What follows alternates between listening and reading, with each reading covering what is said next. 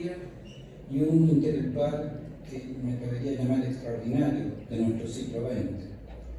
Un académico excepcional de las universidades de Chile y Católica, en el sentido de un verdadero clásico universitario.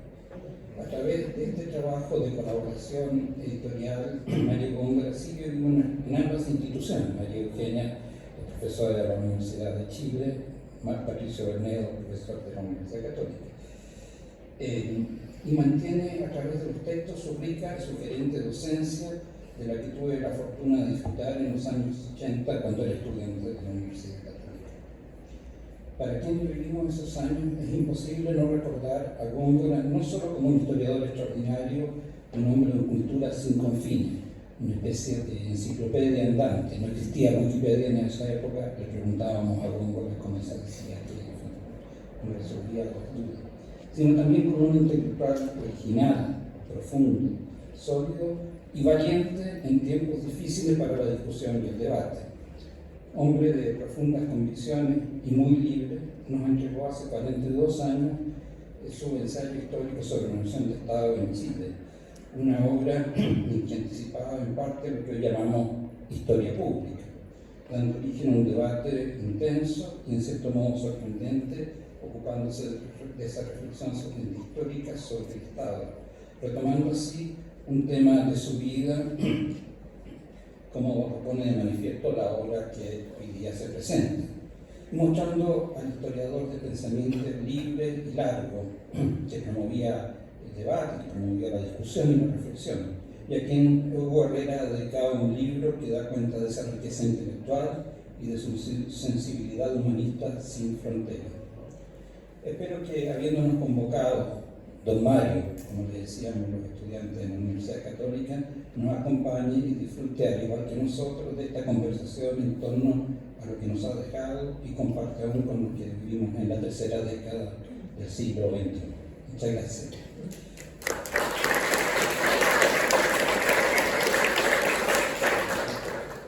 Muchas gracias, Claudio. Ahora estamos con usted, María Eugenia Gómez.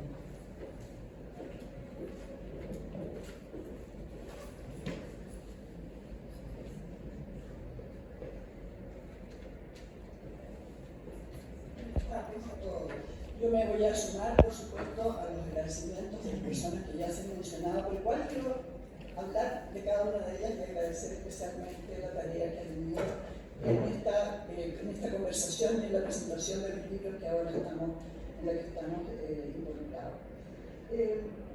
Por supuesto, quiero celebrar esta nueva edición del Estado en el Derecho Indiano, gracias a la Angélica, ¿verdad?, y a ediciones de la Universidad Católica, y también muy especialmente a Hugo Herrera por su libro El último romántico, el pensamiento de María Góngora, a quien yo le he dicho más de una vez que yo creo que es el mejor título que yo he escuchado nunca, ¿verdad? Y creo que es un acierto fantástico.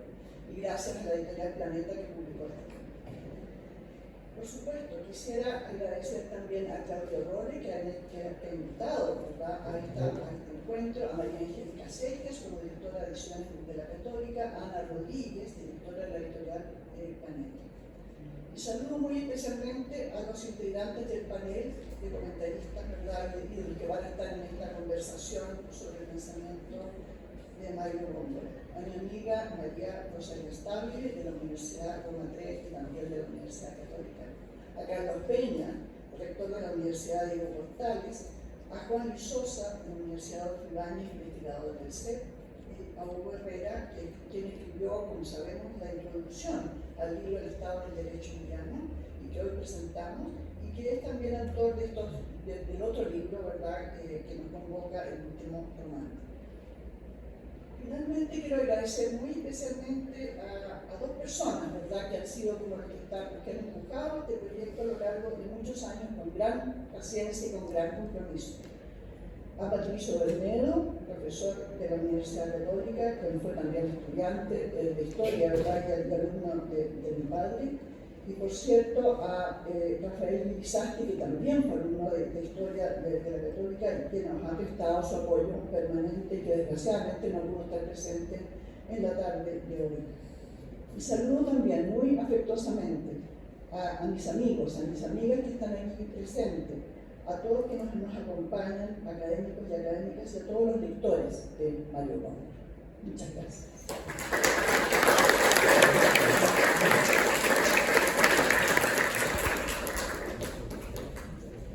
Gracias, Eugenia. Ahora invitamos a los participantes del panel que pasen adelante.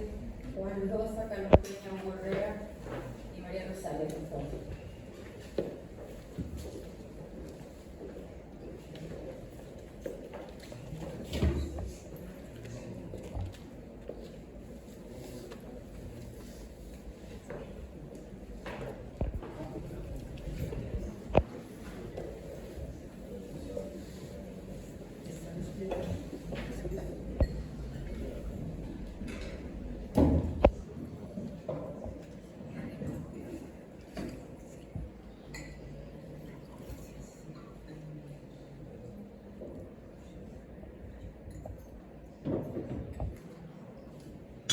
Buenas tardes a todas y a todos.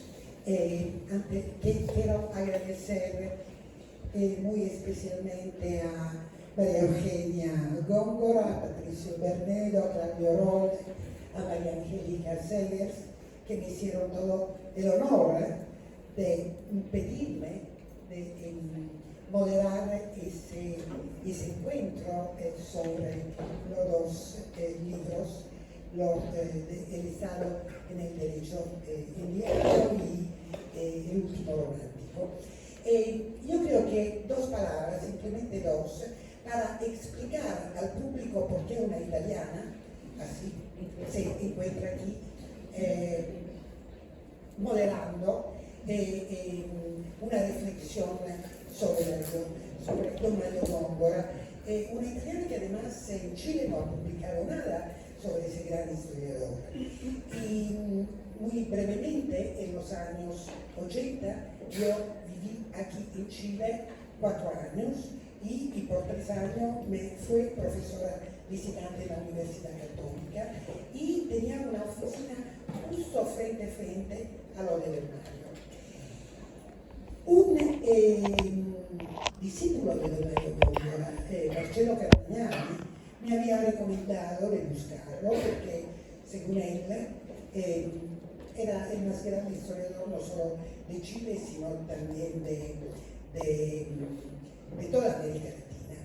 Y entonces, muy tímidamente, toqué a su puerta y tuve el gran honor y el gran privilegio de intercambiarlo por más de 1 año y medio, casi semanalmente, mi reflexiones sobre él. Yo me había graduado en filosofía de la historia con un profesor que había sido discípulo de Heidegger y entonces con Mario compartíamos, decimos, ese interés filosófico, pero también compartimos mucho sobre la escuela de los anales.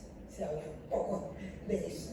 Pero para Don Mario, todos los historiadores de la Escuela de los Anales fueron muy importantes y muy inspiradores también. Y entonces, claro, conversamos de Husserl, de Heidegger, de Wittgenstein, que yo adoraba, de Nietzsche, y desde mi perspectiva de feminista de izquierda, eso es lo más divertido de todo, yo creo, compartimos la crítica a la razón moderna, a la razón de la ilustración. Y fue un encuentro. Y decimos, mi libro sobre las élites, el sentimiento aristocrático, no hubiera podido ser escrito de la forma en que fue escrito sin los consejos de Mario Góngora, que además en la introducción yo cuento, lo que me dijo que ya tenía que leer por Veyne, que se había ocupado de la élite de Grecia y de Roma, y dejar de lado lo que decimos los sociólogos escribían sobre la oligarquía y cosas así. Y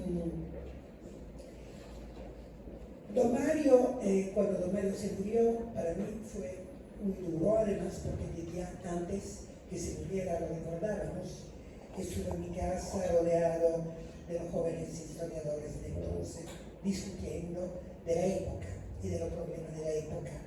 Y hoy, inmediatamente después, y me disculpan si pido oficialmente disculpas a María Eugenia por una cosa. Yo inmediatamente después recolecté algunos testimonios de amigos de don Mario, de María Eugenia misma y de otros discípulos suyos, porque quería salir con algo y recordándolo.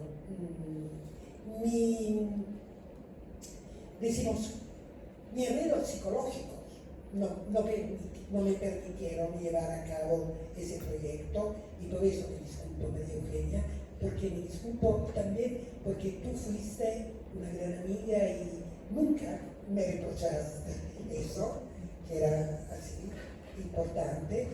Y bueno, y después, ¿por qué no me sentía capaz, no me sentía a la altura de contar y sacar la cuenta con una figura tan compleja como la de don Mario Góngora? Entonces, esto es el motivo por lo cual estoy aquí, y muy feliz y muy honrada de todo eso. Y bueno, yo creo que alguien también, María Eugenia, ¿no? Recordaba la relevancia del pensamiento y de la obra de Mario Góngora.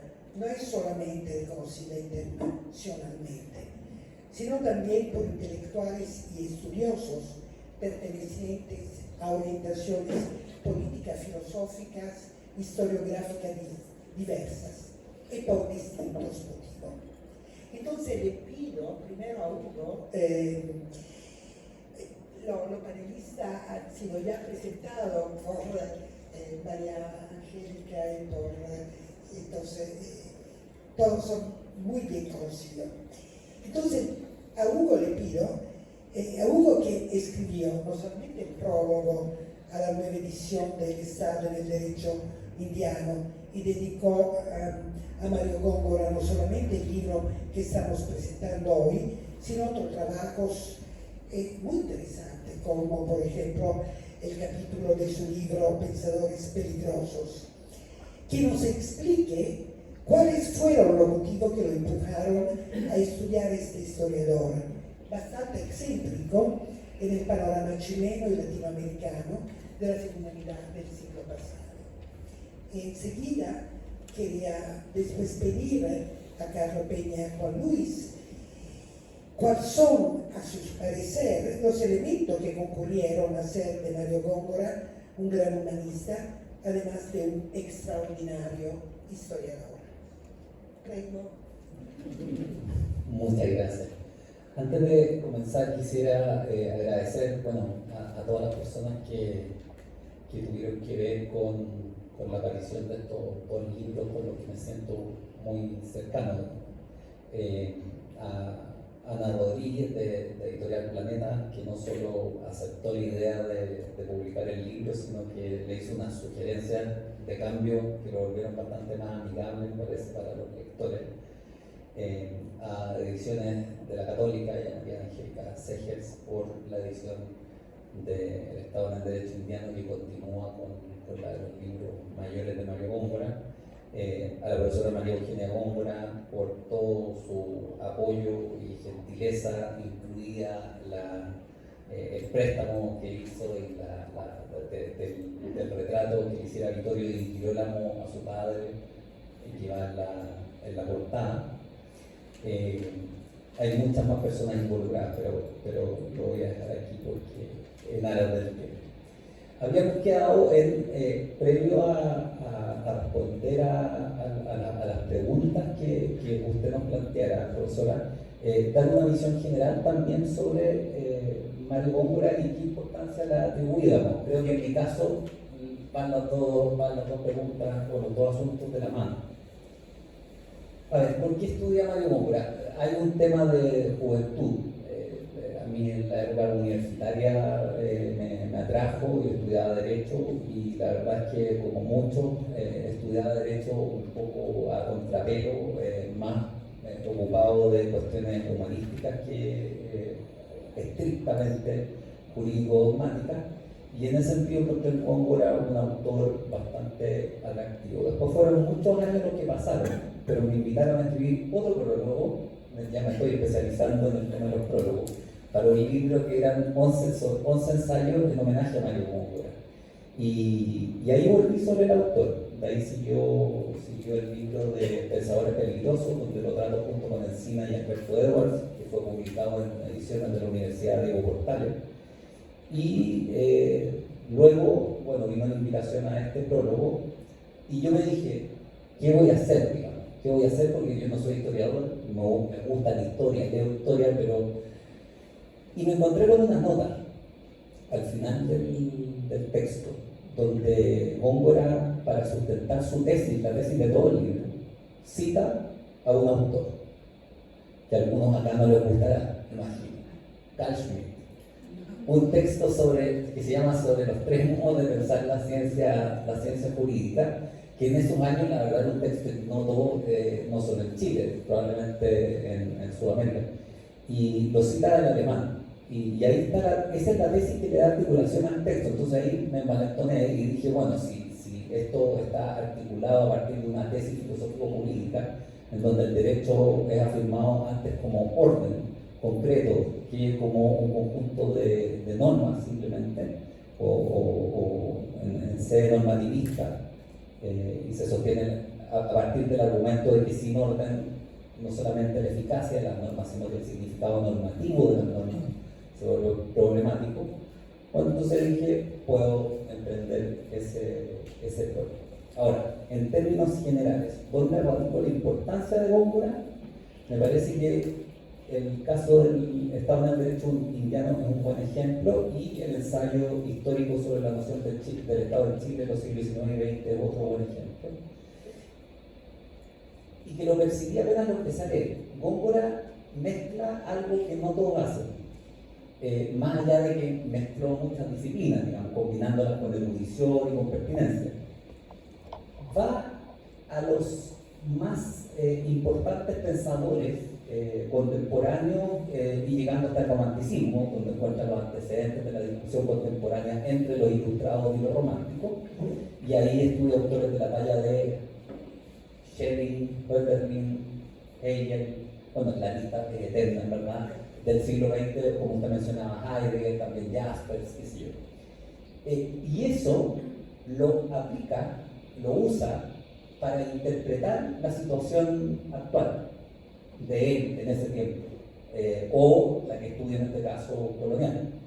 Y yo sentía de pronto que un autor que, más allá de que fuera historiador, hacía esa combinación, me permitía iluminar mi situación concreta, puntual, de estudiante egresado de Derecho, estudiando el examen de grado, a partir de un repertorio de autores de primer nivel en la historia de la filosofía. Yo creo que esa capacidad de iluminar lo más concreto, porque Góngora estudia lo más concreto, como ejemplo los estudios sobre la propiedad raíz en el Valle del Juan, digamos, que estudia más archivesco y los historiadores. Claro. Entonces, lo más concreto con, podríamos decir, lo más abstracto, y de ahí creo que sale también un pensamiento de la comprensión. Esos fueron los motivos entre personales y sistemáticos que me llevaron a estudiar. Muchas gracias. Bueno, ante todo agradezco muchísimo la oportunidad de participar en esta conversación sobre la obra y el pensamiento, en especial de quien, en mi opinión y sin exagerar un punto, el gran humanista de la academia en Chile. Un hombre empapado, creo yo, anegado de las disciplinas que cultivaba y que las empleaba con particular inteligencia para comprender los problemas de su tiempo, ¿no? Creo que en eso radica la grandeza de Góngora. Y si hubiera que describir ya más precisamente los motivos de la presencia que él tiene en la cultura pública en Chile, creo que habría que llevar adelante dos tareas que voy a intentar exponer muy brevemente, desde luego. Por una parte, identificar los temas de los que se ocupan, los temas que imantaron su atención, que hechizaron su vocación intelectual, y por otra parte la perspectiva particular con que procuró inteligir cada uno de sus problemas. Creo que en la obra de Góngora, para referirme a la primera de estas cuestiones, hay tres temas que, como digo, imantaron toda su vocación intelectual. Desde luego la cuestión del Estado. No es casualidad que la primera gran obra de Góngora, del 51, sea justamente el Estado, la forma, digamos, del Estado indiano, el libro que ahora estamos presentando, y que una de las últimas, muy influyente, sea el famoso ensayo sobre la noción de Estado en China del siglo XIX. Esta yo creo es una preocupación que atraviesa prácticamente toda la obra de Góngora, aunque para evitar malentendido habría que precisar desde ya que por Estado Góngora no entiende la noción jurídica de Estado, sino que el concepto de Estado tal como lo emplea Góngora proviene del romanticismo político de Carl Schmitt, fundamentalmente.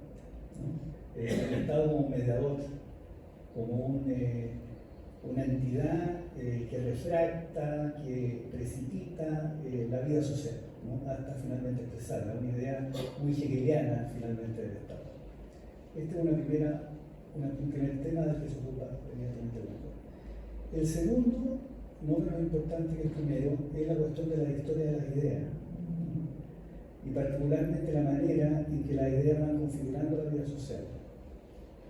Tampoco es casualidad que sus grandes trabajos sobre historia de las ideas tengan que ver con la manera en que las ideas van configurando la historicidad. Por ejemplo, recuerdo el trabajo sobre un rasgo utópico en el pensamiento de Juan Egaña, sus trabajos sobre la Ilustración católica, hasta culminar de nuevo en la noción de Estado en Chile o en el ensayo sobre el materialismo neocapitalista, el modelo del Foro, ¿se acuerdan ustedes del año 75?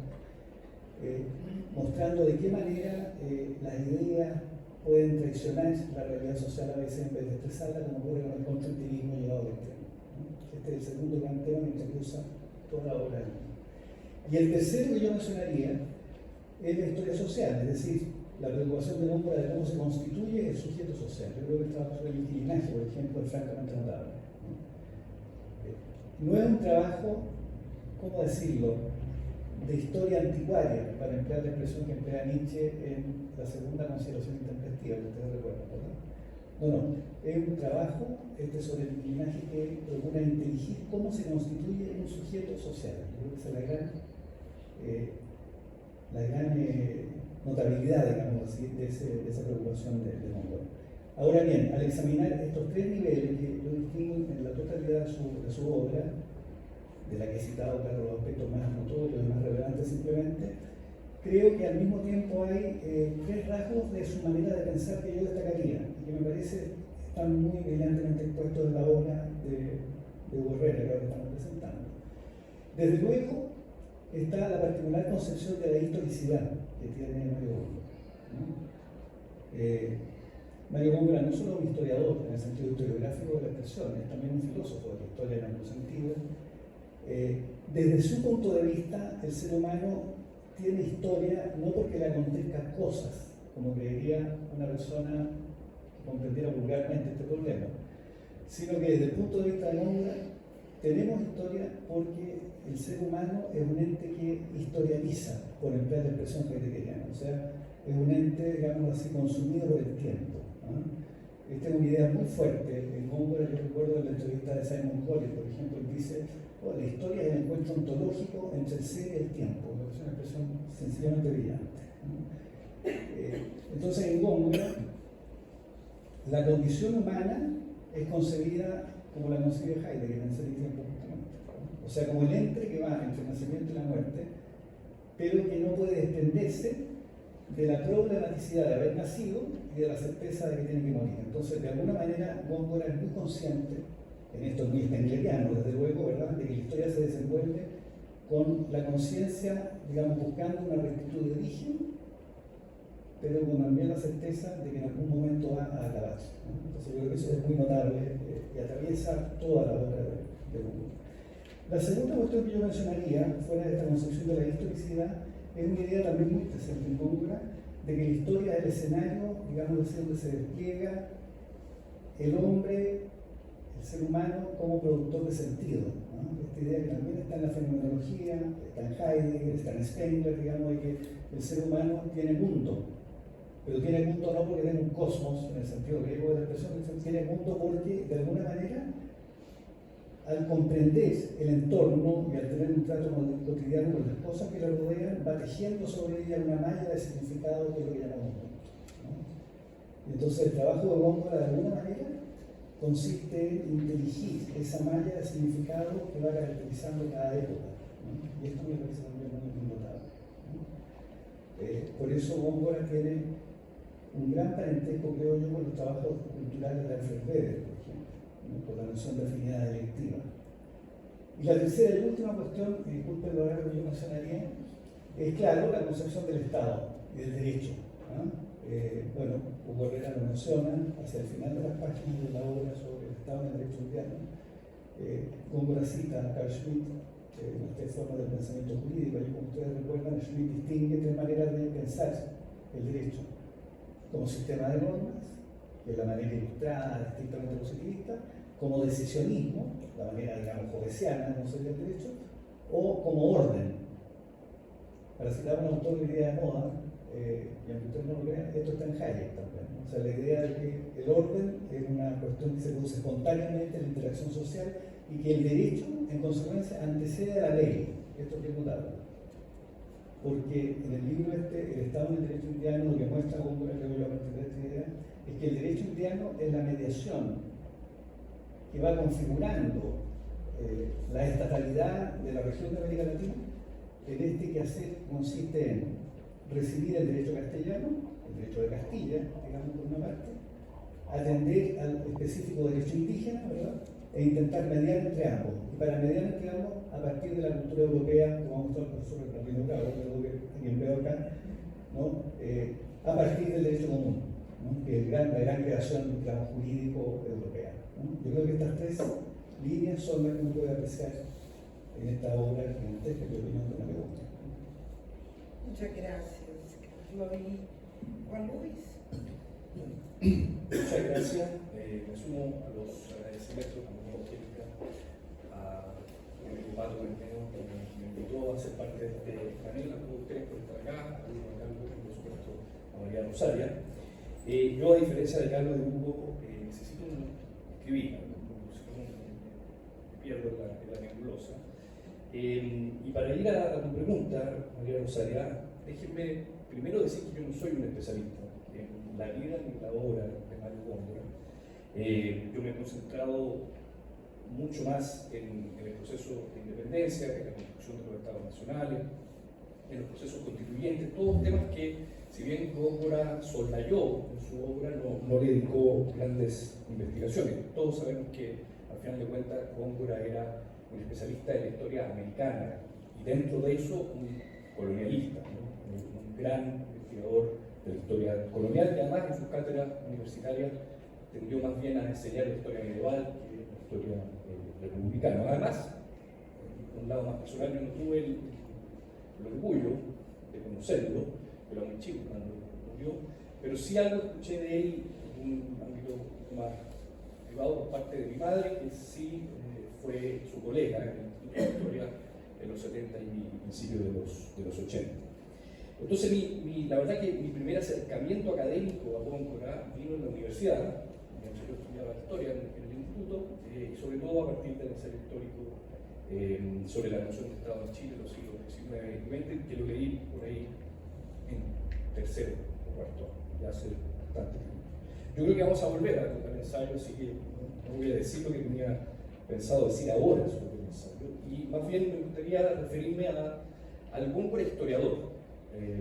Yo sé que era un gran humanista, un gran filósofo, hay cosas de sociología también que aparecen bastante bien marcadas en el Estado, en el derecho indiano, pero como soy historiador, me gustaría referirme en 1 o 2 minutos a su obra historiográfica. Obviamente que su obra no se puede separar, desprender de su vida ni de su militancia, que son muchas, ¿no? tantas que de hecho Góngora ha sido señalado como tejado de comunista, de corporativista, de conservador, de fascista, de antimoderno, de romántico, en fin, toda una serie de conceptos que de una u otra forma incluso a veces parecen contradicciones en términos, ¿no? Entonces, para evitar una nueva definición taxativa y rígida de Góngora, reconozco eso sí que la idea de Hugo de verlo como el último romántico me pareció interesante y a considerar. Quisiera destacar también algunos aspectos sobre el oficio del historiador, que aparece muy notablemente en esta obra. Como se dice en el Instituto de Historia, espero que todavía se diga, Góngora fue un historiador de archivo, un historiador de pala y picote. Ese es un concepto que se lo aprendí o a Sol o a Claudio, o a los dos al mismo tiempo.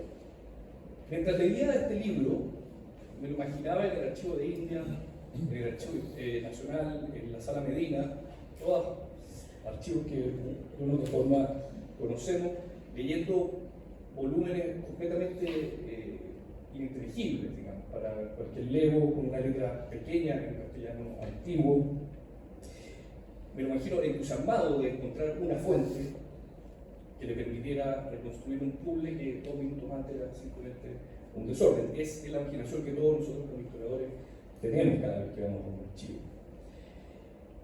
Por otro lado, como dije al principio, Góngora fue ante todo un americanista, ¿no? Interesado en la historia de Chile sin duda, pero también en la historia de la española, la historia de México, la historia de Cuba, la historia de Perú. Y este libro me parece que es, digamos, la consumación de ese espíritu americanista, ¿no? O indiano, como él sostiene en su libro. Es una lectura es una escritura muy erudita, que va mezclando distintas realidades, va conectando en una historia comparada en un mismo párrafo los casos de México con los de Perú con la española con Cuba, ¿no? Es realmente muy notable lo que, en otras palabras, hace en este libro y que obviamente no puede sino ser visto como un gran americanista, ¿no? Esta es una historia, la del Estado en el derecho indiano, que está muy lejos todavía de ser la historia de los Estados nacionales. Góngora no está pensando, digamos, en el fin, que todos sabemos, o más o menos sabemos, va a derivar en los Estados nacionales. Más bien, como decía, se trata de una historia comparada y conectada, donde, digo, en un mismo párrafo, insisto, mezcla problemáticas, espacios geográficos y escenarios muy distintos, ¿no? Finalmente, para cerrar esta primera intervención, y como decía Carlos, Góngora fue un historiador de la idea, y también un historiador de la misma historia, ¿no? Su libro sobre el inclinaje en el Valle del Cuangue es muy notable en ese sentido. En otras palabras, me parece que Góngora fue un historiador propiamente tal, ¿no? Quizás con H mayúscula, siempre formulando hipótesis muy novedosas y además siempre discutiendo historiografía, ¿no? Cuestión de leer las notas al pie de este libro y siempre se está, ¿cómo decir?, peleando, pero sí haciendo el punto de que está en constante contacto, digamos, con los distintos historiadores que están pensando más o menos en algo similar. ¿Lo dejo hasta ahí? Bueno, muchas gracias. Una parte de la segunda pregunta que yo quería hacer ha sido ya desarrollada, ¿no? Yo me acuerdo que leí por primera vez el Estado del derecho indiano a finales de los años 70 y me quedé muy fascinada, uno con la elaboración, ¿no?, del concepto de derecho, y la otra cosa que puede ser que me fascinó todavía más fue, como historiadora, fue la idea del incumplimiento de las leyes en América. Entonces decimos, claro, el derecho, como usted ya lo ha anticipado, ¿no?, como un elemento para entender el Estado y como mediador entre las dimensiones más abstractas, filosóficas y lo concreto del proceso, ¿no?, del proceso histórico. es muy importante. Y no sé si ustedes quieren retomar esa reflexión sobre el derecho y profundizarla, pero sobre todo yo le pediría, que me parece medular, una reflexión a propósito del incumplimiento de las leyes, que ha sido, creo, un elemento de gran novedad, ¿no? Yo puedo comenzar brevemente. Claro, una de las cosas que llama la atención a Góngora, pero en general a quienes han tocado el tema, es que cuando se observa el desarrollo del derecho en el Estado indiano, lo que se advierte es que el incumplimiento de la regla del derecho castellano fundamentalmente, está institucionalizada. Cualquier persona vería en eso, ¿verdad?, una muestra, la enésima muestra de una especie de hipocresía latinoamericana, una muestra de picardía simplemente, de una actitud payasesca ante la ley, etc., que es como vulgarmente se aprecia este problema. Góngora, sin embargo, más bien llama la atención acerca del hecho que el incumplimiento del recurso de suplicación famoso, ¿no?, que aparece también en su obra, en realidad lo que hace es revelar una particular concepción del derecho como un orden que antecede a la ley. De suerte que usted podría desobedecer la ley porque puede apelar al derecho como un orden previo. No se trata de un naturalismo vulgar ni nada que se le parezca, ¿no? Es la idea de que el derecho es una especie de orden social, de tejido social, espontáneo, animado por un cierto significado colectivo, que orienta la cooperación social, que confiere sentido al conflicto que se produce entre las personas y al que se puede recurrir incluso en contra de la ley, ¿no? Esto es muy notable. Sería una concepción jurídica, por supuesto, distinta a la concepción positivista, que es mucho más tardía, que en el 19, en la segunda mitad del 19, con el juego de la codificación. Recordemos que el derecho indiano, para quienes no lo recuerdan, se extiende desde fines del siglo XV hasta mediados del siglo XIX, es decir, cuando comienza la época de la codificación. Con la codificación se instala, o se principia a instalar, digamos, en la cultura legal chilena desde un cierto positivismo, por ejemplo, la cultura legal, pero hasta ese momento, más bien, y subsiste todavía en la cultura legal subyacente a los códigos, esta idea del derecho como algo que antecede a la ley, o sea, que es previa a la formulación lingüística de la regla, ¿no? Y que es una idea realmente muy interesante que Góngora advierte. Esta misma idea también aparece en otro texto, en mi opinión, fundamental, vale la pena citarlo ahora, no me Góngora, que es la conciencia política de Chile durante la monarquía, de Néstor Mesa Villalobos, ¿verdad? Que es un texto posterior al Estado del Derecho Indiano y que pretende ser continuación de ese texto, de este texto de Mario Góngora.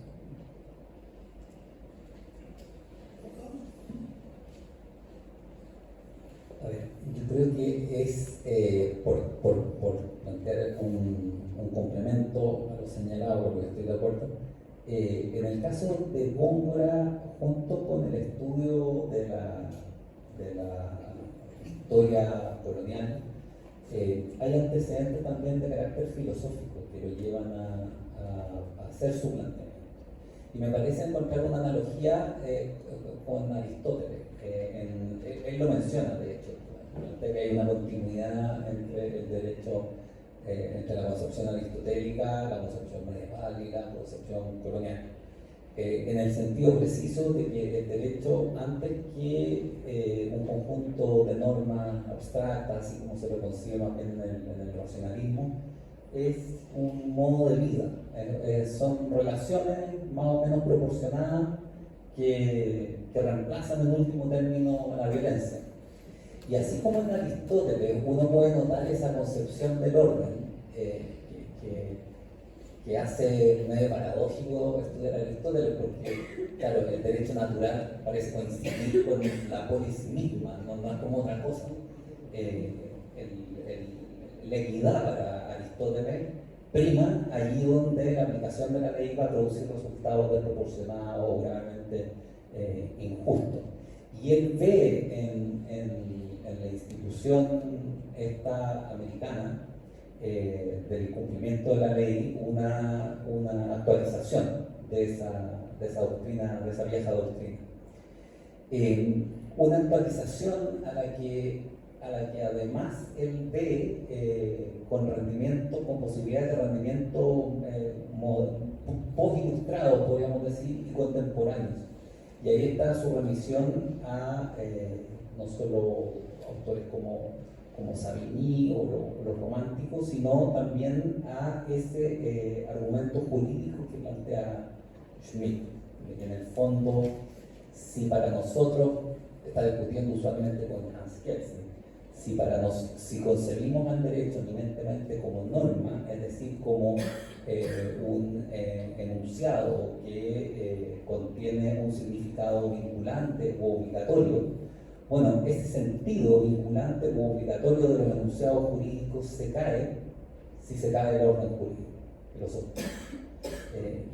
Y esa idea, digamos, es la que le da sentido al planteamiento fundamental del libro, me parece.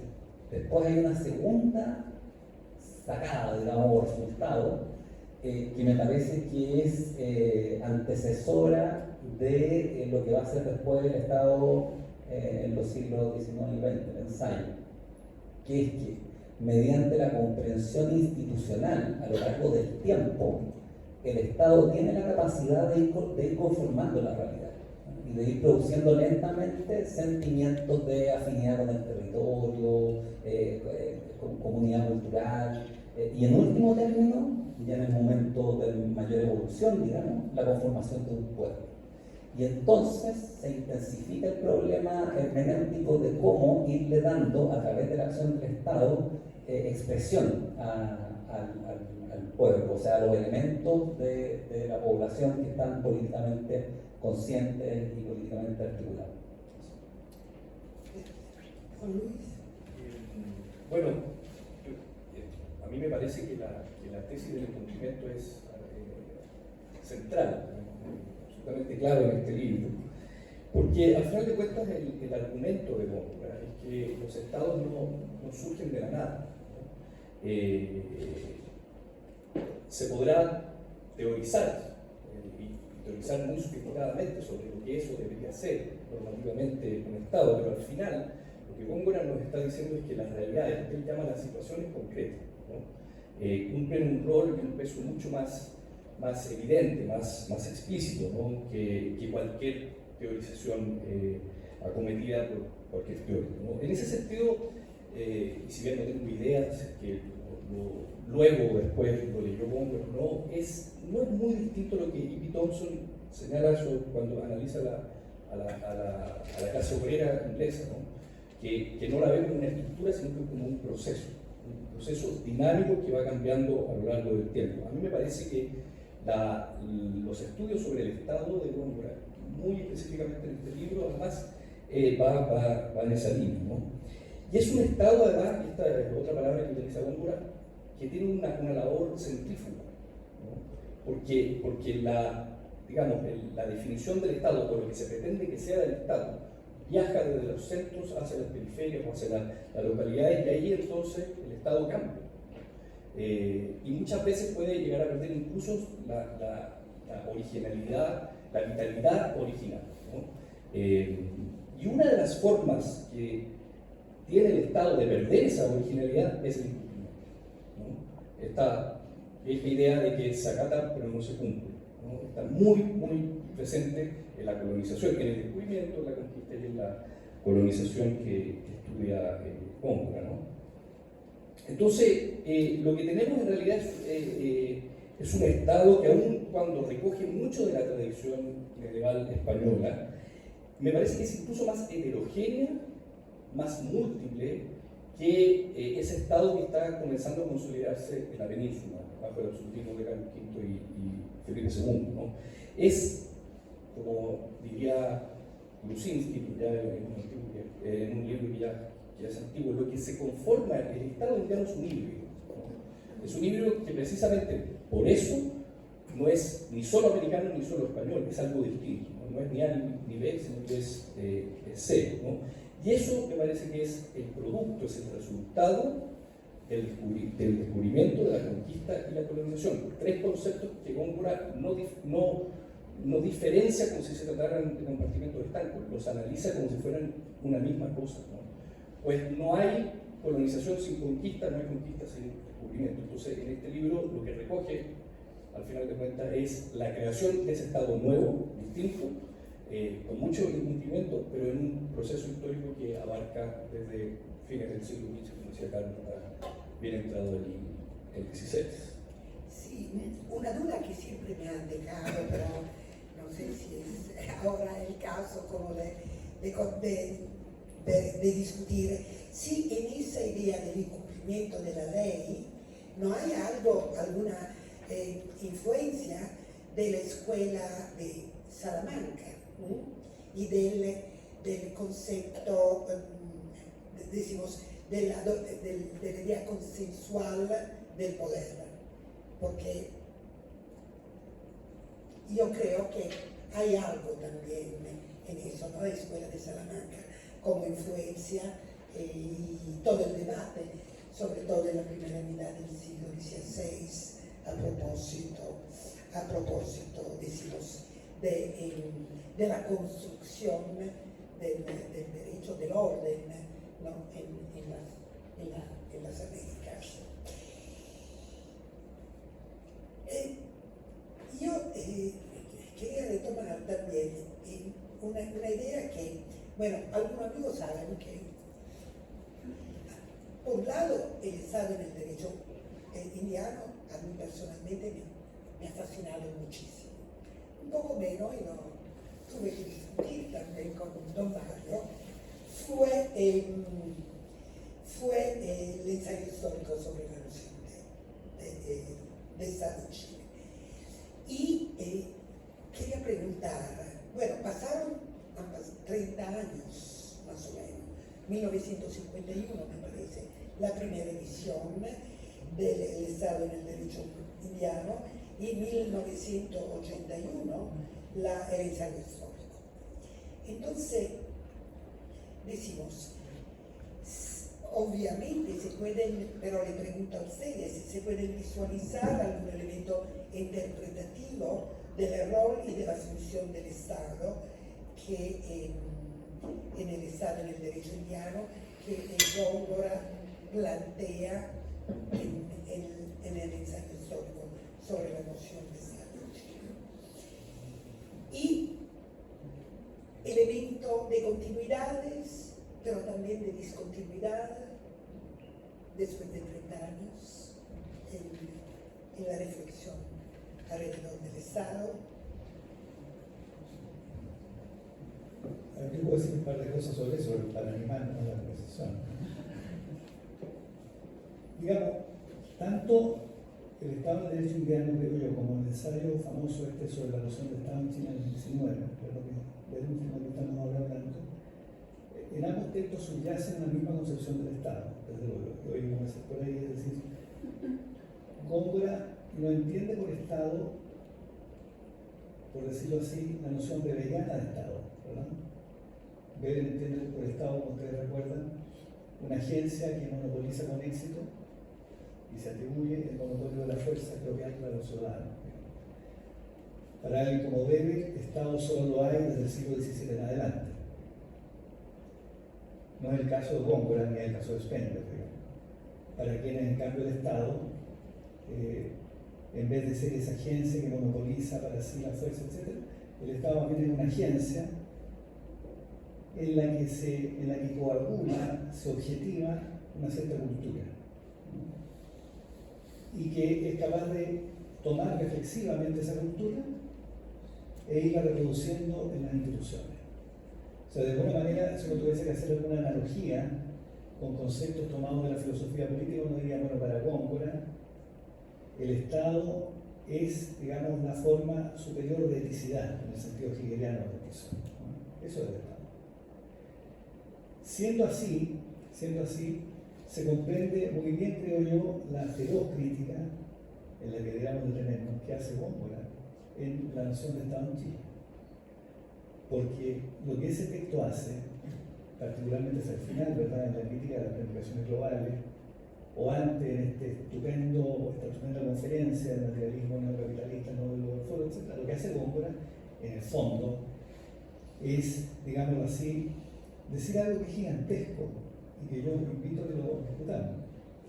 Góngora, en el fondo, lo que dice es que el desarrollo histórico de Chile, en la segunda mitad del 20 particularmente, es errado. Esto es lo que está diciendo. Entonces la pregunta que cabría formular es, bueno, ¿a cuento de qué, a qué título un historiador se permite decir, pensemos en un momento, que la trayectoria del tiempo está errada? Nada menos, digamos, ¿verdad? Pues bien, yo creo que ese planteamiento que hace Góngora, en mi opinión totalmente brillante, revela el espíritu conservador que hay en él. Pero quiero explicar esto. Ustedes saben que la expresión espíritu conservador pertenece a Mannheim, a Karl Mannheim, ¿no? Y Mannheim entiende por espíritu conservador una cierta idea del tiempo, una cierta sensibilidad frente al tiempo, no lo que entenderíamos vulgarmente por conservadurismo, digamos, que es una doctrina ideológica, no. El espíritu conservador es una cierta manera de asomarse al tiempo, buscando en el tiempo una cierta rectitud de origen, porque el conservador, y todo esto es buen historiador, es un conservador, busca una cierta rectitud de origen. O sea, busca un patrón, digamos, normativo en el tiempo que fue. Porque el conservador, el historiador, en este sentido, considera el presente como un punto de llegada, no como un punto de partida. Y yo creo que esta sensibilidad es muy fuerte en Góngora. Entonces, Góngora, de alguna manera, porque tiene esta concepción del tiempo, se permite hacer algo que ha sido poco destacado, creo yo, en la noción de Estado en Chile. Que en el fondo, ¿qué es la noción de Estado en Chile? Más que mostrar, como suele decirse, ¿verdad? Que también es cierto, que en Chile, bueno, la nación es producto del Estado, etc., que eso es bastante corriente. En realidad lo que está diciendo Góngora es que el desarrollo histórico de Chile, durante el llamado Estado de compromiso, es un gigantesco error, que aparta a la historia de Chile de su rectitud de origen. Esto es lo que está diciendo Góngora, esto es lo que me parece formidable, ¿no? Pero ha sido poco destacado. Esto es lo que explica que Góngora sea el más feroz crítico de la dictadura, por ejemplo. Crítico de veras, quiero decir, no un moralista frente a la dictadura, que también es muy valioso. No, un crítico, diciendo, no, la dictadura en realidad es un error histórico. Esto está diciendo. Lo dijo el 75 y lo dice en este ensayo. Entonces la pregunta que los historiadores, yo no soy historiador, yo soy un lector, un aficionado a estas cosas, la pregunta que un historiador debe hacerse o tiene que responder es la siguiente: ¿a título de qué el historiador puede decir esto? Yo creo que puede decirlo. Pero esto requiere una concepción de la historia que no sea la historia anticuaria de que hablaba Nietzsche. Requiere una historia capaz de pensar. Góngora, en un texto que ya desgraciadamente no recuerdo cuál fue, creo que en el texto sobre el linaje, haciendo una revisión histórica de lo que se ha dicho sobre el linaje, al que se puede llevar de la encomienda, como ustedes saben, dice: todo esto está lleno de datos, pero no hay ningún pensamiento. A mí eso me parece extraordinario, ¿no? Un historiador que cree que hay que elaborar pensamiento y no recopilar datos. Bueno, eso es lo brillante que tiene, creo yo, este texto sobre la noción de Estado en Chile en el 19. Gracias, señor.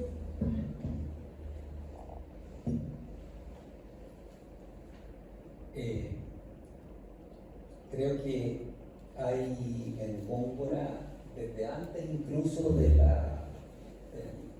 Estado en el derecho indiano, una preocupación que es perenne por el Estado. Su tesis, si uno lo recuerda, es el nacimiento, sobre el nacimiento del Estado y los conflictos entre una racionalidad comercial, económica y la racionalidad realmente estatal, si que algo como eso.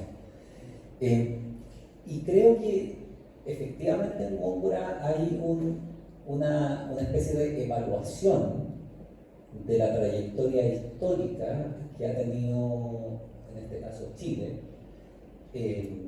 a partir de lo que diría una comprensión de la historia de fuerte tono jurídico hermenéutico.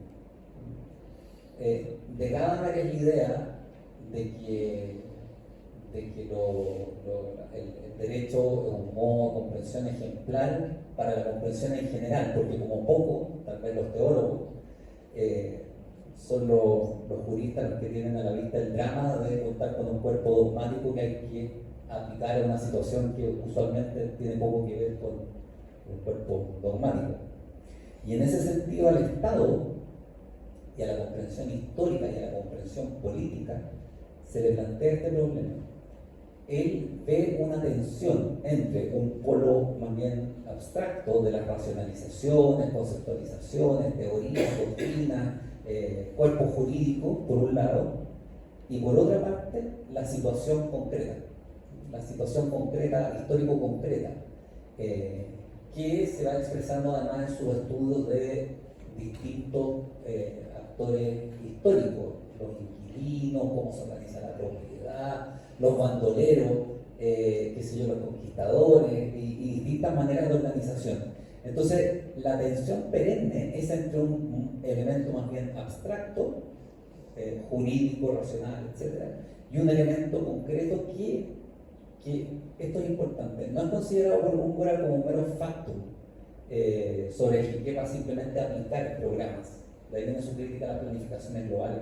Hay una validez de lo concreto para Góngora. O sea, en el fondo, la labor comprensiva no puede consistir simplemente en aplicar, así como decía Montesquieu en la interpretación usual, que después discuten los juristas también, del juez como boca de la ley, sino que se trata de atender tanto al sentido ideal de las normas o de los ideales de las conformaciones ideológicas e institucionales, cuanto al sentido concreto de la situación histórica.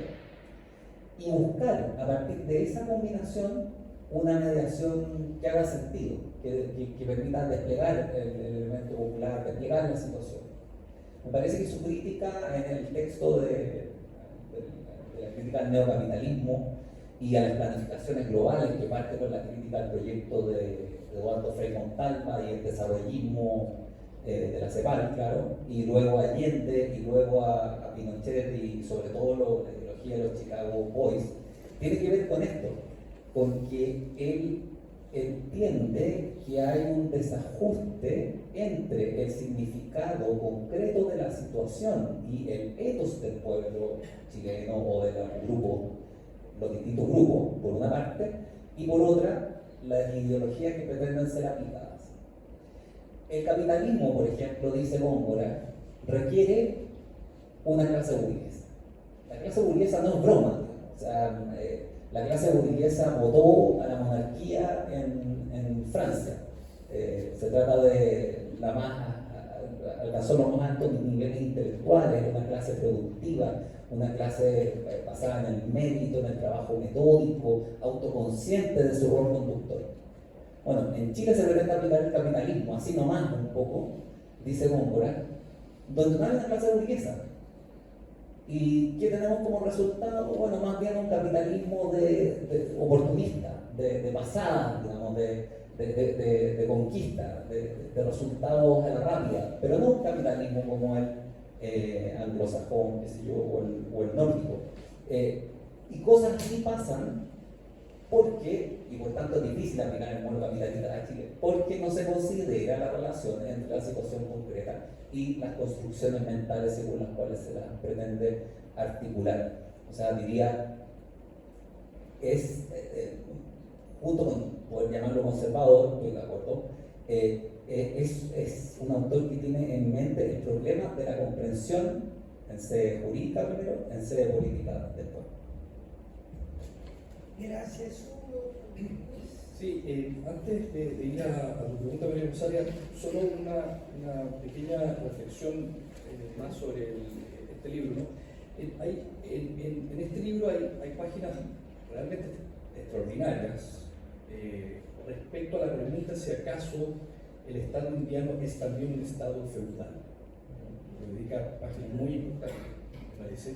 Que llega a la conclusión de que esto no se trataría de un Estado feudal, sino más bien de un Estado patrimonialista, que los conquistadores primero, luego los encomenderos, lo que buscan finalmente es, desde el Estado, siendo parte del Estado, la posesión, ¿no? La posesión de las regalías, de las mercedes, lo cual, la verdad que limpia mucho la discusión conceptual y la simplifica, ¿no? Y al mismo tiempo introduce la idea de que, además de patrimonialista, es un Estado poblador.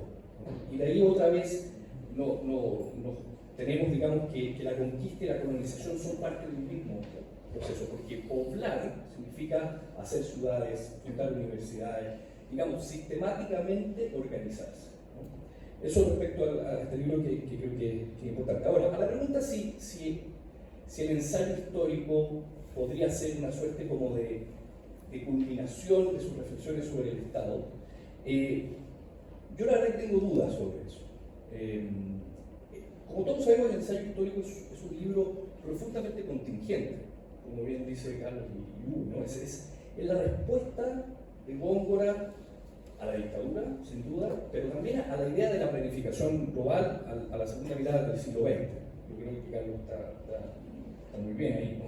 Entonces, mientras que en el Estado indiano lo que uno ve es una reflexión de muchos años, mucho más pausada, mucho más reflexiva, que además está construida en base a los archivos. El ensayo histórico es el resultado de lo que él como persona está experimentando, ¿no? En los 60, en los 70 y en los 80. ¿no? Y además es un ensayo, ¿no? Se permite, en otras palabras, y me parece muy bien esto, conjeturas y generalizaciones que, la verdad, en este libro uno no encuentra, ¿no? Entonces yo creo que no sería correcto decir que el ensayo histórico es la culminación, digamos, de sus reflexiones sobre el Estado, ¿no?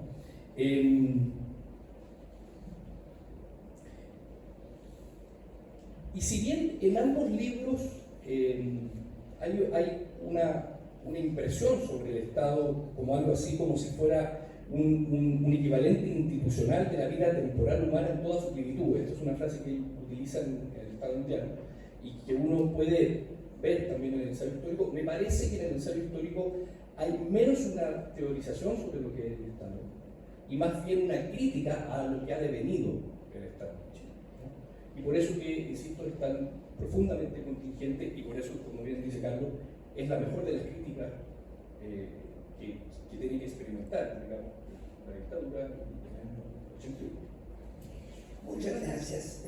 Ahora dejamos un poco tranquilo Hugo y pido a Carlos y a Juan Luis, en su volumen El último romántico, Hugo ofrece una visión compleja, y yo amo una palabra que no sé cómo traducir, una expresión que no sé cómo se traduce en español, una visión a tutto tondo que es difícil de traducir y que no es una visión integral, es más que una visión integral. Bueno, del pensamiento de Góngora.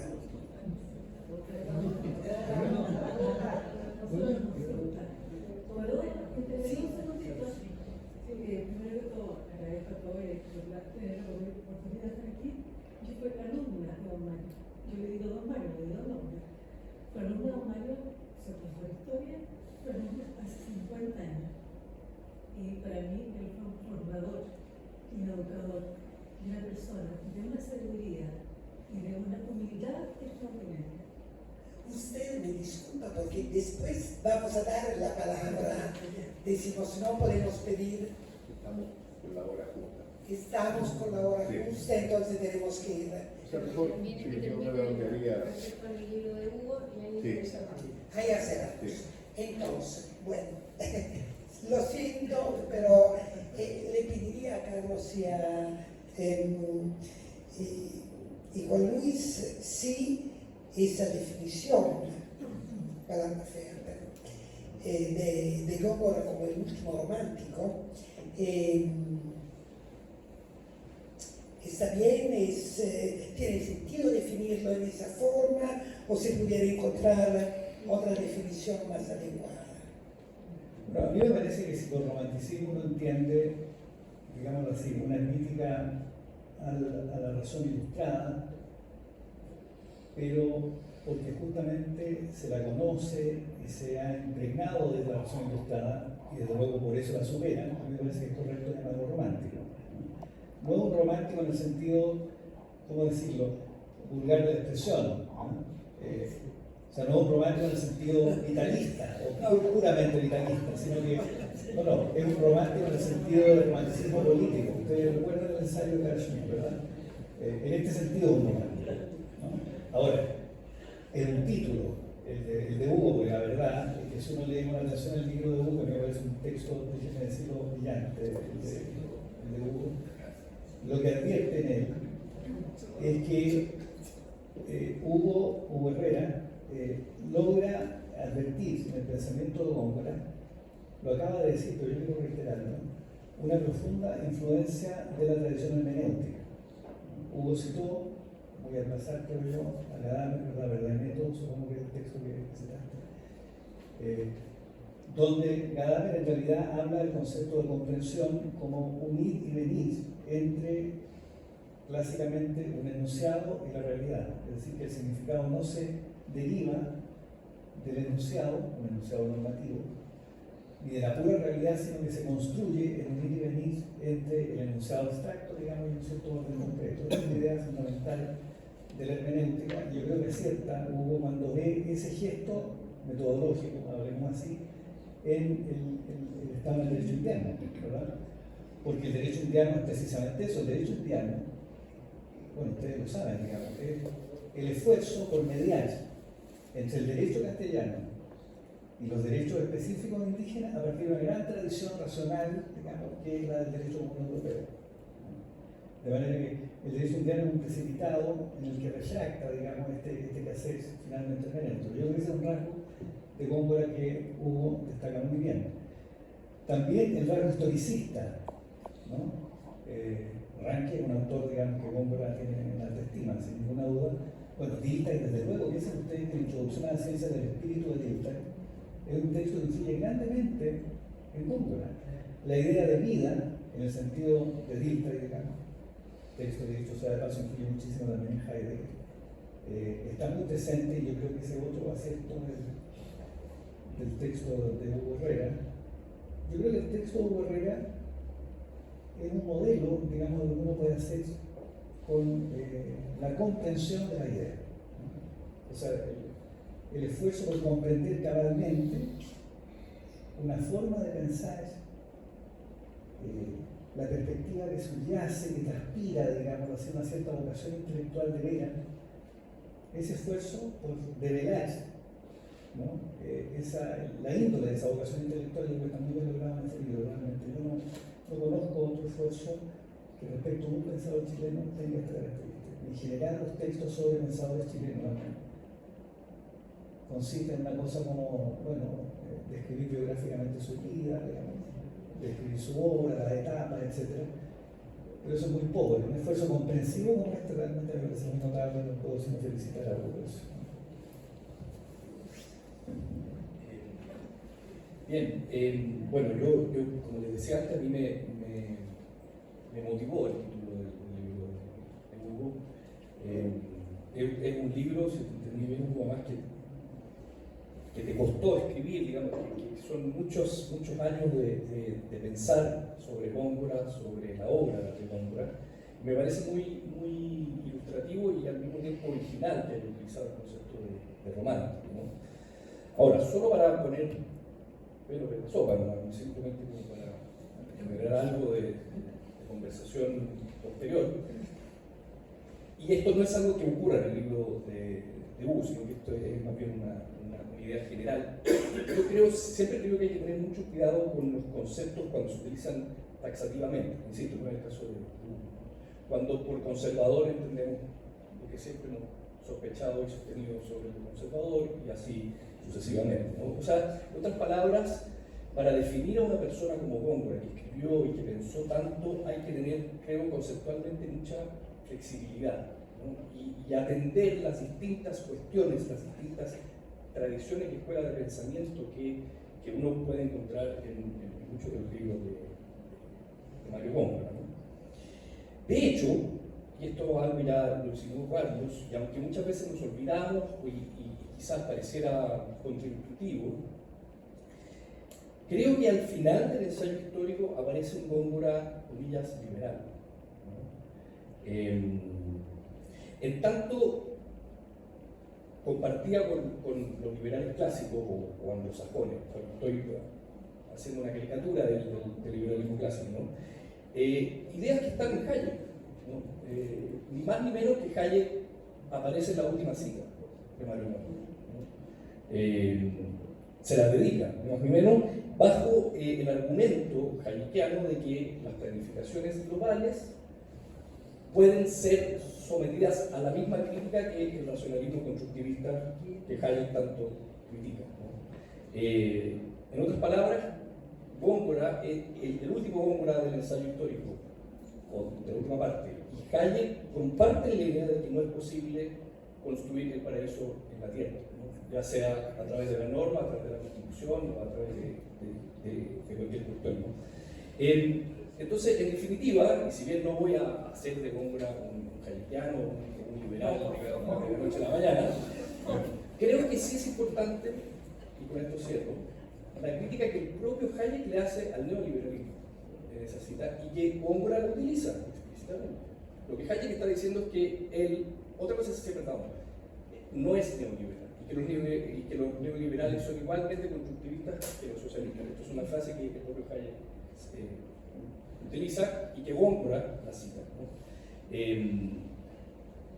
Traigo esto a colación simplemente para agregar un nuevo concepto o una nueva idea y para resumir la complejidad del pensamiento de Góngora, ¿no? Y que el ensayo histórico no es únicamente conservador o tradicionalista o romántico, por decirlo así, sino que también tiene algunos aspectos liberales.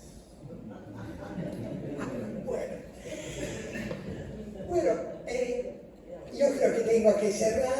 Tendría otra pregunta. Lo siento mucho no poder dar las palabras a alguno de ustedes, pero sobre esos dos libros y sobre la personalidad de Góngora, nunca se termina de reflexionar, de discutir, de confrontarse, etc.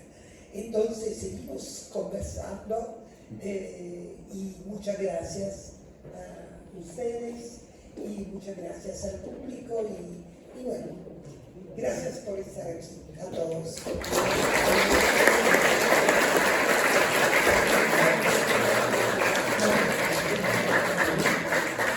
Queremos agradecer a los miembros del panel, a María Rosario por haber conducido la conversación, a Juan Luis, Hugo y Carlos. También agradecer la participación de una alumna y profesora de historia, que creo que es una faceta que nos faltó desarrollar, el Góngora educador, que sin duda es muy importante, así que quedará para otra oportunidad. Muchas gracias a todos y a la salida hasta el libro precio especial.